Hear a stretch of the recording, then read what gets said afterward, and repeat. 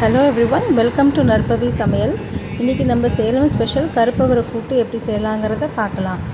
அதுக்கு முதல் நாள் நைட்டே கருப்பு அவரையை தண்ணியில் நல்லா ஊற வச்சிடணும். அது நல்லா ஊறினதுமே குக்கரில் போட்டு ஒரு 7-8 பல்லு பூண்டு போட்டுட்டு சென்டரில் ஒரு கம்பி ரிங் வச்சு அது மேலே ஒரு பாத்திரத்தை வச்சு பொடியாக நறுக்கின கத்திரிக்காய் எல்லாத்தையுமே அதுக்குள்ளே போட்டு குக்கரை மூடி ஒரு 8 விசிலுக்கு நல்லா சவுண்டு விட்டுறணும். 8 விசில் ஆனதுமே நீ இறக்கி பார்த்தீங்க அப்படின்னா அந்த அவரை எடுத்து மசிச்சு பார்த்தீங்க அப்படின்னா நல்லா மசிஞ்சிருக்கும். அப்படின்னா நல்லா வெந்துருச்சுன்னு அர்த்தம். அந்த அளவுக்கு இருந்தால் தான் கூட்டு நல்லாயிருக்கும். இப்போ இதை தனியாக எடுத்து வச்சுக்கலாம்.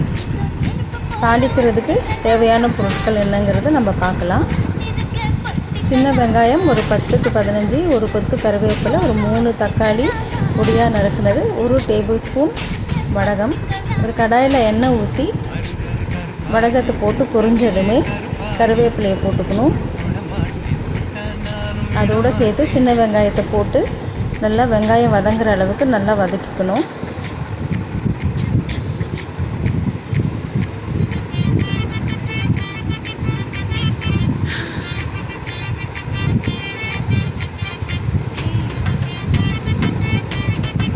வெங்காயம் நல்லா வதங்கினதும் ஒரு டேபிள் ஸ்பூன் இஞ்சி பூண்டு விழுது சேர்த்துக்கணும். அதையும் நல்லா வதக்கிக்கணும்.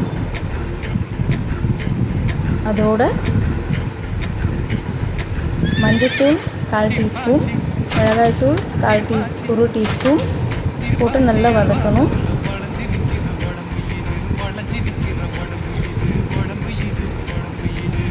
இது கூட பொடியாக நறுக்கின தக்காளியும் சேர்த்து நல்லா தக்காளி மசிஞ்சு வர அளவுக்கு நல்லா வதக்கிக்கணும்.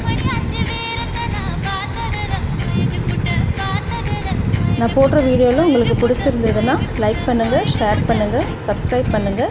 கூடவே அந்த பெல் ஐக்கானை போட்டுக்கோங்க, அதையும் ப்ரெஸ் பண்ணிக்கோங்க. நான் போடுற நோட்டிஃபிகேஷனை உங்களுக்கு உடனே வரும். இது கூட கொஞ்சம் உப்பு போட்டுக்கலாம். இப்போது வேக வச்சுருந்த கத்திரிக்காயும் சேர்த்து நல்லா ஒரு தடவை கிளறி விட்டுக்கணும். எல்லாம் ஒன்று சேர்ந்து வர்ற மாதிரி நல்லா வதக்கணும்.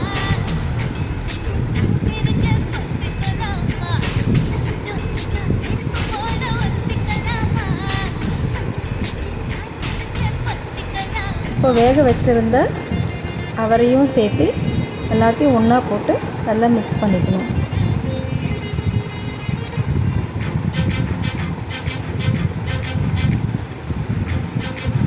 இது கூட கூட்டுத்தூள் ஒரு 3 டேபிள் ஸ்பூன் நம்ம சேர்த்துக்கணும். இதுதான் கூட்டு பவுடர். இதை போட்டு நல்லா கிளறி விடணும். கிளறி விட்டு நல்லா கொதிக்க விடணும்.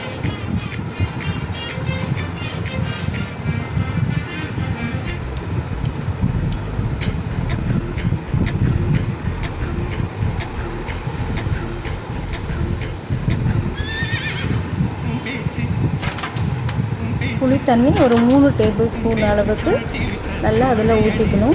ஊற்றிட்டு இது நல்லா கொதிக்கிறதுக்கு விடணும். கொஞ்சம் கெட்டியாகிற வரைக்கும் இது நல்லா கொதிக்கணும்னு நம்ம விட்டுடணும். நம்ம இந்த பச்சை வாசனை போகிற வரைக்கும் நல்லா கொதிக்கட்டும்.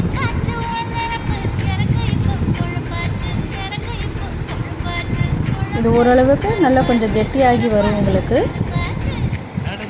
அப்போது ஒரு டீஸ்பூன் நெய் ஊற்றிக்கோங்க.